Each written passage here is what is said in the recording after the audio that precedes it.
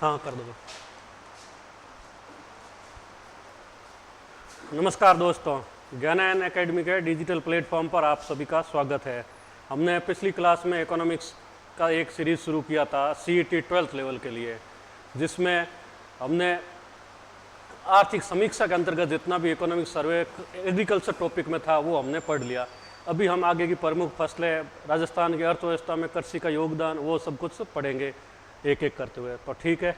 और पिछली बार क्लास में हमने पढ़ा था कृषि जलवायु प्रदेश। राजस्थान में कुल 10 कृषि जलवायु प्रदेश है। तो उसमें एक फैक्ट ये है कि कौन सा बड़ा है कौन सा छोटा है, ये कई बार एग्जाम में पूछा जाता है। तो ध्यान रखना है, सबसे बड़ा अपना है जो फर्स्ट सी टाइप का है, जो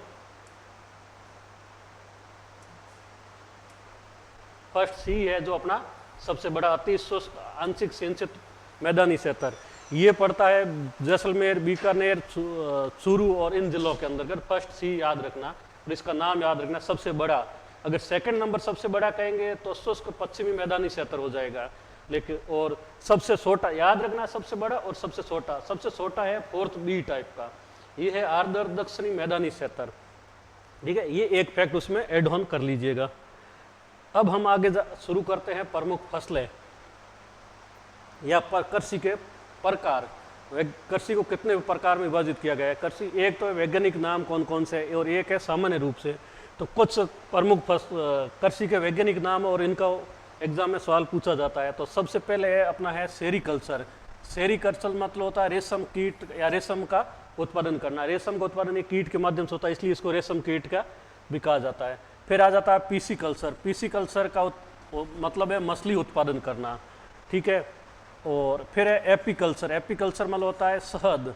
एपी मतलब शहद से संबंधित लिया जाएगा, तो शहद का उत्पादन करना उसको कहेंगे एपीकल्चर।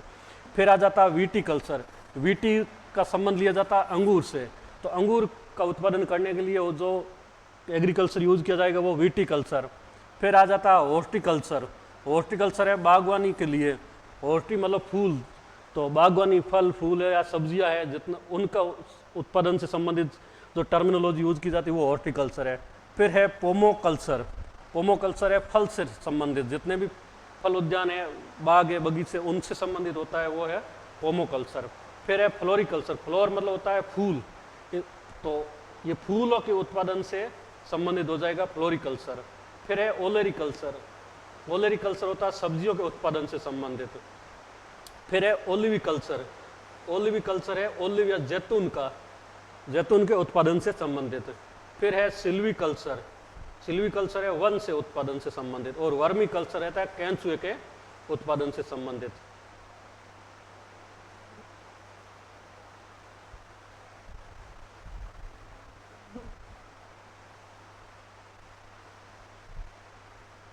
ठीक है, तो ये इतनी कल्चर के वैज्ञानिक नाम है और इतना इनका सामने ये मिलान है। ये कई बार एग्जाम में पूछा जाता है, क्रॉस वेरीफाई करवाने के लिए भी दिया जाएगा। ठीक है। फिर है सामान्य प्रकार की एग्रीकल्चर, जिसमें मिश्रित है, बारानी है, रेले है, ये सब कुछ पढ़ेंगे। तो सबसे पहले आ जाता है अपना मिश्रित कृषि। मिश्रित कृषि कई बार एग्जाम में क्या करेगा, इसके टर्मिनोलॉजी का मतलब पूछ लिया जाएगा कि मिश्रित कृषि किसे कहते हैं या इसका क्या मतलब हुआ। फिर या फिर ये राजस्थान में कहाँ सर्वाधिक होती है, कहाँ, वो ऐसे कुछ पूछ सकता है। तो मिश्रित कृषि का मतलब होता है मिश्रण करना। मिश्रण किसका करना है? तो एक तो फसल का मिश्रण कृषि का, उसके साथ में पशुपालन को ऐड कर दिया जाए, तो वो संयुक्त रूप से कर देगा, मतलब उसको ऐड कर दिया जाए अगर खेती को पशुपालन के साथ, तो वो हो जाएगा मिश्रित कृषि। और अपने राजस्थान के अंदर अमूमन मिश्रित कृषि ही की जाती है ज़्यादातर। क्यों? क्योंकि पशुपालन हर किसान के साथ पास में पशुपालन है, तो वो इसलिए मिश्रित कृषि ज़्यादा है। और राजस्थान में अगर मिश्रित कृषि की बात करेंगे तो सर्वाधिक बाड़मेर में की जाती है। ये फैक्ट इम्पोर्टेंट है कि मिश्रित कृषि सर्वाधिक बाड़मेर में की जाती है। ठीक है। फिर आ जाता है सेकंड नंबर पे बारानी कृषि। बारानी कृषि है जो मानसून आधारित होती है, जैसे वर्षा हुई तो खेती की और वर्षा नहीं हुई तो खेती नहीं कर पाए, मतलब वो सिंचित नहीं है। और तो इसको मानसून पे आधारित है, इसलिए इसको बरसाती कृषि भी कहते हैं कि बरसात पे आधारित है। राजस्थान में बारानी कृषि भी सर्वाधिक बाड़मेर में है। इसका मेन वजह है कि वहाँ सिंचित क्षेत्र कम है, क्योंकि ज़मीन के अंदर मीठा पानी नहीं है, तो वो बरसात के ऊपर ही डिपेंड करते हैं, इसलिए सर्वाधिक बाड़मेर में। ये याद रखना है कि मिश्रित और बारानी दोनों सर्वाधिक बाड़मेर में की जाती है, और इनकी टर्मिनोलॉजी का मतलब क्या हुआ, ठीक है। फिर अगला आ जाता है शुष्क कृषि। अब शुष्क कृषि ये बरसात की मात्रा के आधार पर निर्भर करता है। अगर 75 सेंटीमीटर से बरसात कम है, 75 सेंटीमीटर से कम वर्षा है, तो उसको कहेंगे शुष्क कृषि। अब 75 सेंटीमीटर में बाजरा है, मूंग है, मोठ है, ग्वार है, इनकी खेती की जाती है। तो कई बार एग्जाम में ये भी पूछ सकता है कि शुष्क कृषि में किन किन को शामिल किया जाता है, तो ये याद रखना है, बाजरा, मूंग, मोठ, ग्वार और चना, ये शुष्क कृषि में शामिल किया जाता है। और फिर है आर्द्र कृषि।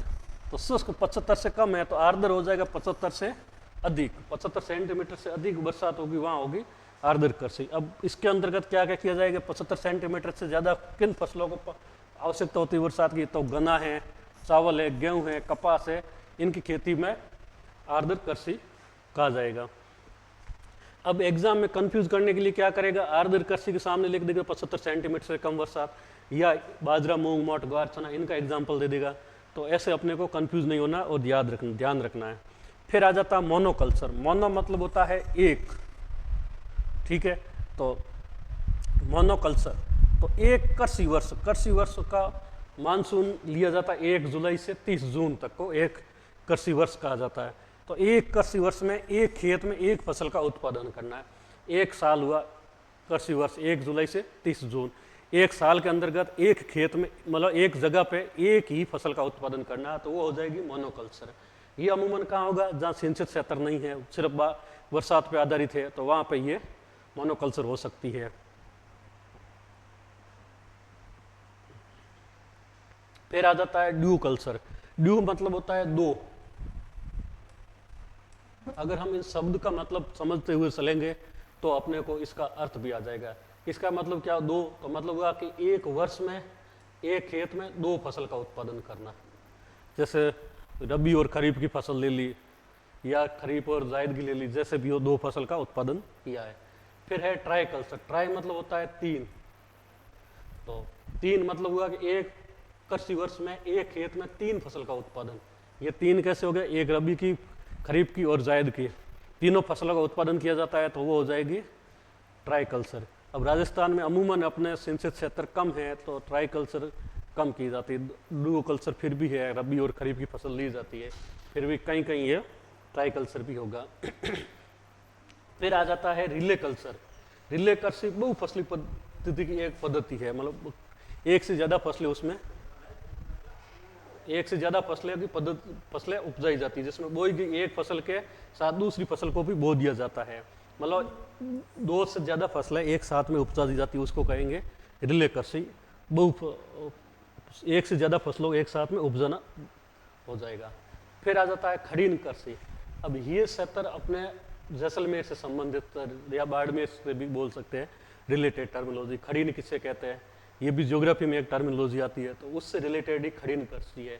तो ये क्या है कि पश्चिमी राजस्थान में पालीवाल ब्राह्मणों के द्वारा जो शुरू की गई कृषि को खड़ीन कृषि कहा जाता है।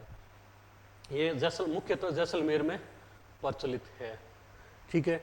अब ये कई बार ऐसे एग्जाम में पूछ लेगा कि खड़ीन कृषि कहाँ की जाती है, तो जैसलमेर 2-4 एग्जाम्पल और दे देगा, चोरू, सीकर, ऐसे कुछ दे देगा, तो वो याद रखना है। या फिर किसके ने शुरू की है, या फिर कहाँ शुरू की है, वो ऐसे कुछ दे सकता है। फिर आ जाता है शिफ्टिंग या स्थानांतरित या जूमिंग। ये तीन शब्द एक ही नाम है।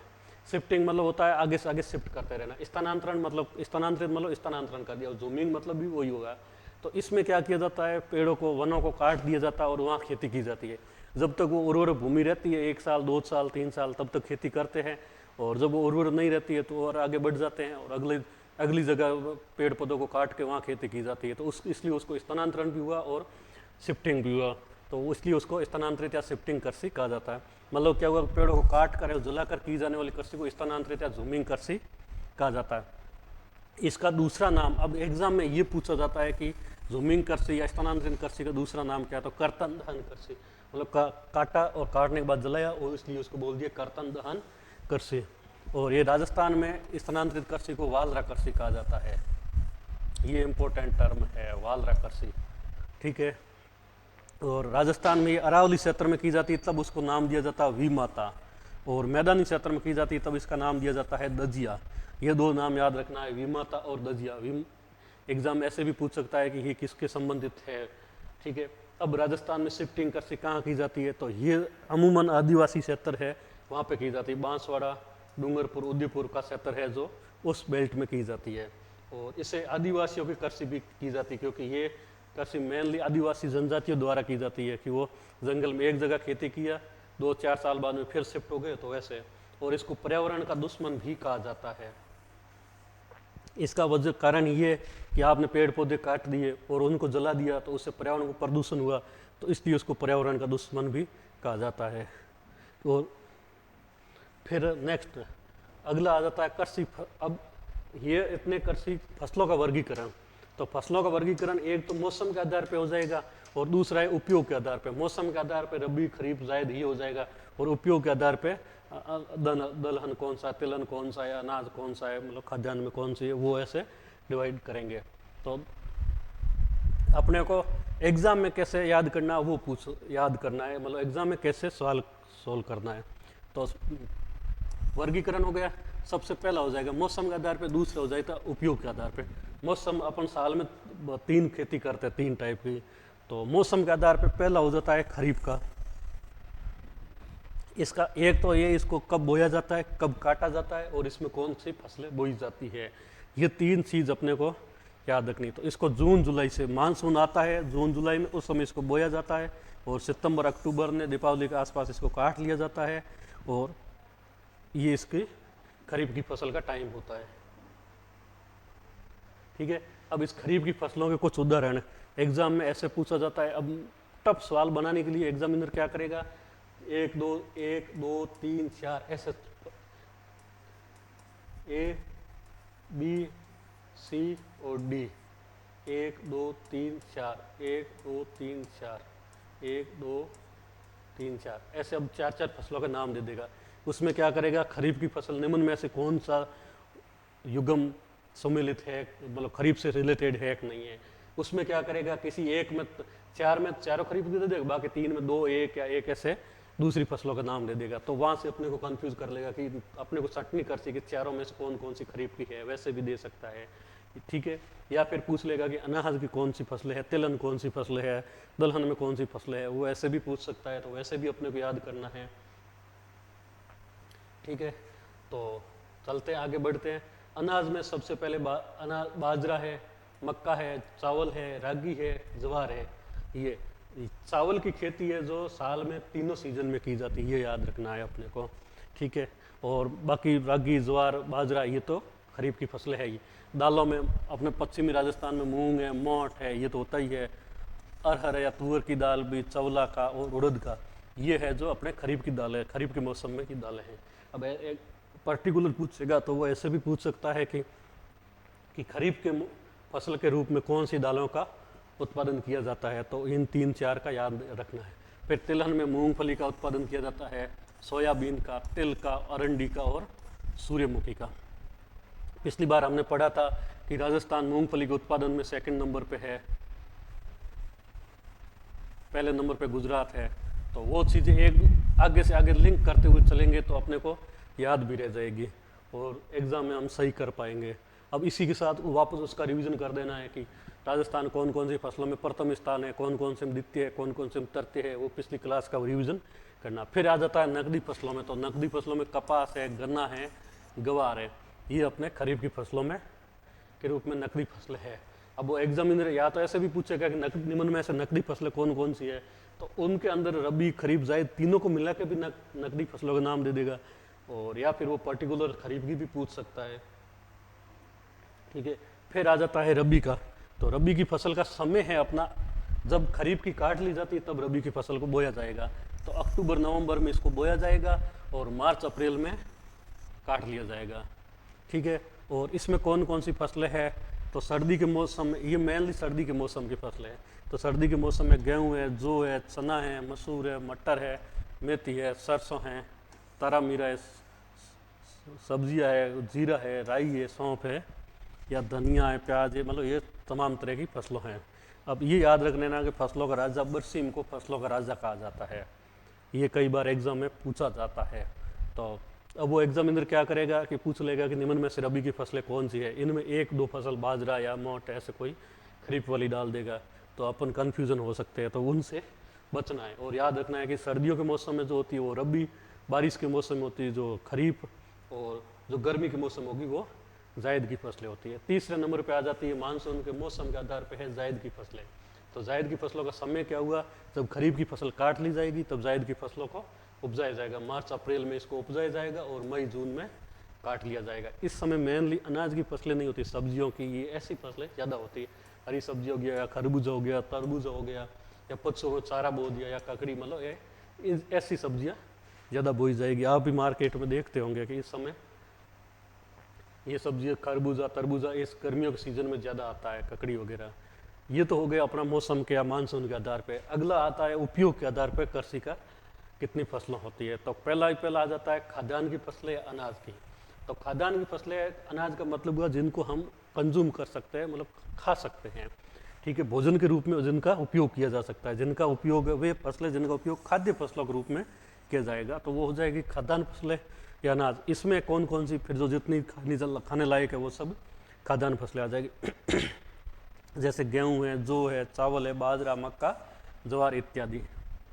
अब राजस्थान, कई बार ये भी पूछा जाता है कि राजस्थान की प्रमुख खाद्यान्न फसल कौन सी है, तो राजस्थान की प्रमुख खाद्यान्न फसल है बाजरा, क्योंकि पश्चिमी राजस्थान पूरे में बाजरा होता है। अरावली के काफ़ी क्षेत्र में बाजरा का उत्पादन किया जाता है, इसलिए राजस्थान की सबसे ज़्यादा जनसंख्या बाजरा कंज्यूम करती है। इसलिए राजस्थान की प्रमुख खाद्यान्न फसल बाजरा है, न कि अपन कहीं गेहूँ कर दे दे। और देश की और विश्व में सबसे बड़ी होगी, प्रमुख होगी तो चावल है, क्योंकि दुनिया में सबसे ज़्यादा चावल कंज्यूम किया जाता है। जितने भी नदी के डेल्टा है वहाँ पे चावल का उत्पादन किया जाता है। पानी ज़्यादा है, भले चाइना का हो, भारत का हो, दक्षिण पूर्व एशिया का हो, सब जगह चावल का उत्पादन भी ज़्यादा किया जाता है और चावल का कंज्यूम भी ज़्यादा किया जाता है। ठीक है, अगला आते हैं। अगला है दलहन या भूमि उर्वरक फसलें। दलहन की फसलें कौन कौन सी, और उसका दूसरा नाम है भूमि उर्वरक। भूमि उर्वरक इसलिए कहा जाता है कि दलहन की जितनी भी फसलें होती है वो फलीदार होती है, जिसमें फली के रूप में काम लिया जाता है। तो वो फलीदार फसलें क्या है कि नाइट्रोजन का जिस जड़ों के माध्यम से भूमि में नाइट्रोजन पहुंचाती है, जिससे भूमि में उर्वरकता बनी रहती है। तो इसलिए भी अपने क्या किया जाता है कि एक साल बाजरा बो दिया, दूसरे साल ग्वार का या मूंग का, उन फसलों को साथ में शामिल किया जाता है जिससे भूमि की उर्वरकता बनी रहे। तो इसलिए इसको भूमि उर्वरक फसल भी कहा जाता है। अब इसमें मेनली फसलें कौन कौन सी है, तो दलहन में चना तो प्रमुख रूप से दलहन की फसल में चना आएगा, ये याद रखना है। फिर है मसूर है, मटर है, मूंग है, मोट है, उड़द है, अरहर है, सोयाबीन है। सोयाबीन याद रखना दलहन की फसल है, ठीक है। और इसमें एक विशेष पॉइंट ये है कि अरहर की दाल है, जो बाकी सारी दालें भूमि को उर्वरकता बढ़ाती है, लेकिन अरहर की दाल है जो भूमि की उर्वरकता को कम कर देती है, ये याद रखना है अपने को, ठीक है। फिर आ जाती है नकदी फसलें या व्यावसायिक फसलें। नकदी फसलें जिनको मतलब होता है कि हम उन फसलों को कच्चे माल के रूप में उपयोग कर सकते हैं, जिनको मार्केट में बेचा ही जाए, हम डायरेक्ट अपने घर पे कंज्यूम नहीं कर पाते हैं। तो ऐसी फसलें हैं जो उद्योगों में कच्चे माल के रूप में प्रयुक्त हो सकती है, जैसे कपास हो गया, मूंगफली हो गया, सरसों हो गया, ग्वार हो गया, गन्ना हुआ, ये नकदी फसलें हैं। इसमें अनाज और दलहन को नकदी फसलों में शामिल नहीं किया जाएगा।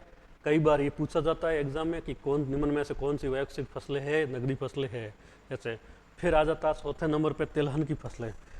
तिलहन की फसलें मतलब जिन फसलों से तेल का उत्पादन किया जा सके वो तिलहन की फसलें हैं, जिनसे तेल उत्पादित किया जाता है। तो इनमें कौन सी है, तिल है मेनली अपने पश्चिमी राजस्थान में, मूंगफली भी है, सरसों भी है। राजस्थान की प्रमुख फसल, राजस्थान की प्रमुख तिलहन की फसल कहेगा तो सरसों का आ जाएगा, ये याद रखना आपने को। तिलहन की प्रमुख फसल सरसों हो जाएगी, खाद्यान्न में हो जाएगा तो बाजरा हो जाएगा। तो ऐसे अपने को याद रखना, तारामीरा है, सूर्यमुखी है और सोयाबीन है, ये इतनी हो जाएगी तिलहन की फसलें।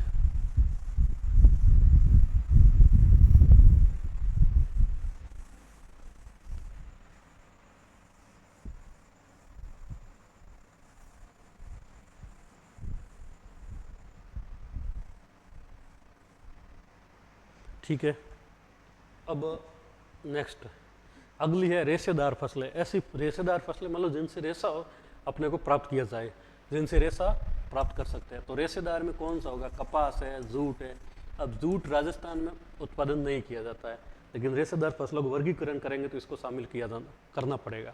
राजस्थान में मेनली रेशेदार फसलों में कपास का ही उत्पादन किया जाता है, जो नागौर अजमेर के बेल्ट में उत्पादन किया जाता है। ठीक है, फिर आ जाती है पेय फसलें, मतलब जिनको पिया जा सके, जिनका उपयोग पीने के रूप में किया जाए, वो हो जाएगी पेय फसलें। जैसे पीने के कुछ फसलों में कौन कौन सी, चाय है, कॉफ़ी है, तंबाकू है, ये। लेकिन राजस्थान में इनका उत्पादन बहुत कम किया जाता है, ना के बराबर है। लेकिन अपने को फसलों का वर्गीकरण पढ़ना, इसलिए इसको पढ़ लिया, याद रखना है ये पेय फसलों में कौन कौन सी है। ठीक है, अब कुछ है कि कुछ फसलों के उपनाम दे दिए गए हैं, तो वो उपनाम कौन सी फसल का क्या उपनाम है, ये एग्जाम में पूछा भी जाता है, तो उनको हम एक एक करते आगे बढ़ते हैं। सबसे पहले है अफीम। अफीम को काला सोना कहा जाता है, ब्लैक गोल्ड। फिर है बांस। बांस को आदिवासियों का हरा सोना कहा जाता है। अब सोना का मतलब इसलिए उपाधि दी जाती है कि ये कीमती हो जाता है फसल। अफीम हुआ या बांस हुआ, उस क्षेत्र के या उन क्षेत्र के लोगों के लिए ये कीमती फसल है, इसलिए इसको सोने की उपाधि दी जाती है। और अफीम का कलर काला होता है, इसलिए इसको काला सोना बोल दिया। बांस का हरा होता है, तो इसलिए हरा सोना बोल दिया। आदिवासियों का इसलिए है कि आदिवासी पहाड़ी क्षेत्र में बांस का उत्पादन ज़्यादा किया जाता है और उनकी आय का ये मुख्य स्रोत है, इसलिए इसको आदिवासियों का हरा सोना कहा जाता है। ठीक है, फिर आ जाता है ज्वार। ज्वार को गरीब की रोटी कहा जाता है। गरीब की रोटी इसलिए कहा जाता है कि इसका कंज्यूम सबसे ज़्यादा गरीबों को इस सस्ती होती है, इसलिए वो कर पाते हैं, इसलिए इसको गरीब की रोटी कहा जाता है। फिर है ईसबगोल। ये तो सब अपन इससे सबको नाम पता है, इसको बोलते हैं घोड़ा जीरा या घोड़ का। फिर आ जाता मक्का। मक्का को बोलते हैं अनाज की रानी। ये कई बार एग्जाम में पूछा भी गया कि अनाज की रानी किससे कहते हैं, तो मक्का को। फिर आ जाता है जूट, गोल्डन फाइबर। फाइबर मतलब रेशा, रेशा इससे अपने को मिलता है, और गोल्डन इसका मतलब रेशा बहुत अच्छा होता है। मूंगफली मतलब गरीब की बादाम। अब बादाम महंगी होती है तो हर कोई नहीं खा पाता, लेकिन बादाम के जो काम करता है वो मूंगफली भी थोड़ा थोड़ा कर देती है कहीं कहीं, तो इसलिए इसको गरीब की बादाम भी मूंगफली को कहा जाता है। ठीक है, फिर आ जाता है कपास। कपास सफ़ेद होता है, इसलिए सफ़ेद और सोना का उपाधि दे दी गई, सफ़ेद सोना। होबा, जोजोबा, इसको पीला सोना कहा जाता है। जोजोबा एक तिलहन की फसल है, उसको पीला कलर होता है, इसलिए इसको पीला सोना कहा जाता है। ठीक है, अब है कुछ फसलों के अनुकूल भौतिक दशाएं, तापमान कितना होना चाहिए, मिट्टी क्या है, तो ये सब कुछ अपने को देखना है। ठीक है, वर्षा कितनी है वो देखना है, भौतिक दशाएं कौन कौन सी है। अब इसमें एग्जामिनर क्या करता है कि वो पूछ लेगा कि बाजरा से संबंधित निम्न में से कौन सा तथ्य सही है या कौन सा तथ्य गलत है, तो वो टेम्परेचर के 30-35 डिग्री की जगह 20-25 डिग्री दे देगा, या बरसात की जगह 25 से 50 सेंटीमीटर की जगह 75 से 100 सेंटीमीटर दे देगा, मतलब आर्द्र फसल बता दिया जाएगा इसको। तो वो ऐसे एग्जामिनर कंफ्यूज कर देगा, और या बलुई मिट्टी की जगह दोमट मिट्टी लिख देगा, या जलोढ़ मिट्टी लिख देगा, वो ऐसा कुछ लिख देगा। तो अपने को इसलिए एक एक फसल का थोड़ा थोड़ा आइडिया रखना है, ताकि हम वो एग्जैक्टली ऐसा नहीं देगा कि 30 से 35 डिग्री है तो वो भी 27 से 32 डिग्री लिख देगा, तो वो स्टेटमेंट वैसा सही मान लिया जाएगा, लेकिन वो थोड़ा बहुत कन्फ्यूजन कर सकता है। तो ये बाजरा हो गया। फिर आ जाता है मक्का का। मक्का का है 21 से 27 डिग्री टेम्परेचर होता है, और 50 से 80 डिग्री सेंटीमीटर बारिश की आवश्यकता होता है, लाल चिकनी मिट्टी होती है। तो मक्का का उत्पादन अभी हम आगे पढ़ेंगे कि ये कौन से क्षेत्र में कौन सी फसल ज़्यादा होती है, या हमने जलवायु प्रदेश पढ़े थे, उसके अंतर्गत हमने पढ़ा था कि कौन से जलवायु प्रदेश के अंतर्गत कौन सी फसल का उत्पादन किया जाता है। तो उससे वापस अभी हम लिंक करेंगे तो समझ जाएंगे कि बाजरा कहाँ उत्पादन किया जाता, तो वहाँ क्या बारिश 100 सेंटीमीटर होती थी कि नहीं, टेम्परेचर इतना होता था, वहाँ मिट्टी कौन सी है, तो कि बलुई मिट्टी। मक्का, तो मक्का कौन से क्षेत्र में उत्पादन होता था, कितना टेम्परेचर था, कितनी बारिश थी, उस क्षेत्र की कौन सी मिट्टी है, उस टेबल से वापस इस टेबल को लिंक करेंगे तो हमें याद करने में सहूलियत रहेगी। फिर जो का हो गया 15 से 20 डिग्री टेम्परेचर होता है, 50 से 80 सेंटीमीटर की बारिश होती है, और जलोढ़ मिट्टी होती है। फिर गेहूँ को उत्पादन के लिए सर्दी के मौसम में तो 15 से 20 डिग्री टेम्परेचर चाहिए, इसको कम 50 से 100 सेंटीमीटर। गेहूँ के लिए पानी ज़्यादा चाहिए, और जलोढ़ मिट्टी मतलब उपजाऊ मिट्टी होती है। फिर आ जाता है कपास का। तो कपास का 21 से 27 डिग्री टेम्परेचर, 50 से 100 सेंटीमीटर बरसात, और काली मिट्टी। हमेशा याद रखना कपास है जो काली मिट्टी में उत्पादन किया जाता है। गुजरात का क्षेत्र हुआ, काठियावाड़ का वो क्षेत्र कपास में ज़्यादा होता उधर।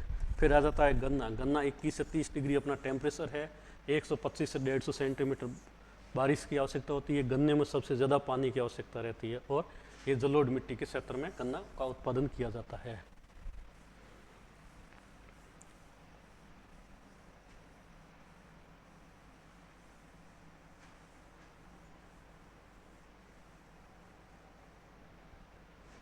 ठीक है दोस्तों, अपने राजस्थान की CET 12th लेवल के अंदर आर्थिक अर्थव्यवस्था के अंतर्गत कृषि का टॉपिक है, जिसमें ये सिलेबस में है कि राजस्थान की अर्थव्यवस्था में कृषि का योगदान।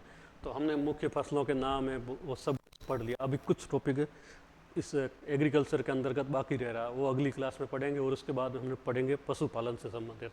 पशुपालन का भी अर्थ, राजस्थान की अर्थव्यवस्था में क्या योगदान, ये सिलेबस में है, तो पशुपालन को पढ़ेंगे। फिर उद्योग का, सेवा का, और स्टेप बाय स्टेप हम एक एक करते आगे हुए पढ़ेंगे। तो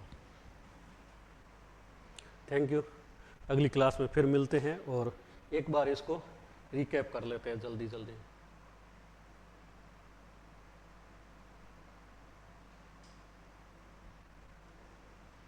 ठीक है, ये है राजस्थान में कृषि जलवायु प्रदेश, कौन सा बड़ा कौन सा छोटा, ये एग्जाम में पूछा भी गया है, तो ये याद रखना है अपने को।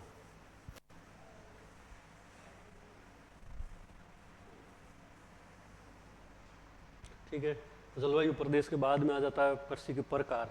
कृषि के प्रकार में वैज्ञानिक प्रकार कौन सा है, वैज्ञानिक में ये इतने हैं। हॉर्टिकल्चर किसको कहते हैं, सेरिकल्चर, पिसिकल्चर, एपी, वीटी, पोमो, ये जितने भी नाम है इनका नाम याद रखना है, कई बार ये मिलान में दिया जाता है अपने को। फिर आ जाता है सामान्य प्रकार में कितने कितने हैं, मिश्रित कृषि कितनी है, और बारानी कृषि किसे कहते हैं। ठीक है, शुष्क है, आर्द्र है, मोनो है, ये किन किन को कहा जाता है। डुओ कल्चर, ट्राई कल्चर ये किसे कहा जाता है, रिले कल्चर किसे कहा जाता है।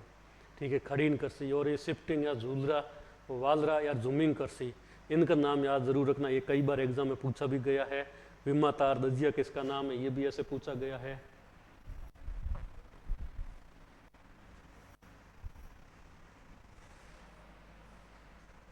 ठीक है, फिर नेक्स्ट कृषि फसलों का वर्गीकरण मौसम के आधार पे या उपयोग के आधार पे। तो मौसम के आधार पे खरीफ, रबी और जायद। अब खरीफ की फसल कौन सी है, उसका कौन सी खरीफ की फसल है, उनका समय क्या है, कब बोया जाता है, कब काटा जाता है, और कौन सी मुख्य फसल है, ये याद रखना है अपने को। ठीक है, रबी का और खरीफ का हो गया, रबी का, और ये हो जाएगा जायद का। फिर आ जाता है उपयोग के आधार पर। उपयोग के आधार पर खाद्यान्न की फसलें कौन सी, अनाज की या दलहन की फसलें कौन सी है, नकदी फसलें कौन सी है, तिलहन की कौन सी है, रेशेदार फसलें कौन सी है, और पेय फसलें कौन सी है, ये सवाल कई बार पूछा जाता है। प्रमुख, फिर आ जाता है प्रमुख फसलों का उपनाम। उपनाम भी कई बार एग्जाम में पूछा जाता है। पहले तो क्या था, वन लाइन स्टेटमेंट था, तो एक क्वेश्चन में एक ही फसल का उपनाम पूछेगा। अब क्या करेगा, वो टफ बनाने के लिए एक साइड 4 फसल दे देगा और 3 सामने 4 उपनाम दे देगा। उसमें से किसी एक को गलत बताएगा या 3 को गलत बता के एक को सही बता देगा, और पूछ लेगा कि निम्न में से कौन सा सम्मिलित है या कौन सा सम्मिलित नहीं है। वैसे करके इसको क्वेश्चन को टफ बना देगा। वो टफ नहीं होगा, क्वेश्चन इजी होगा, लेकिन थोड़ा सा उसको लेंथी बना दिया और पजल टाइप बना दिएगा तो हम उसमें टाइम लग जाता है और अपने को लगता है पेपर टफ आ गया है। वैसा होता नहीं है एक्चुअली। और फिर कृषि फसलों के लिए भौतिक दशाएं कौन कौन सी है। और थैंक यू।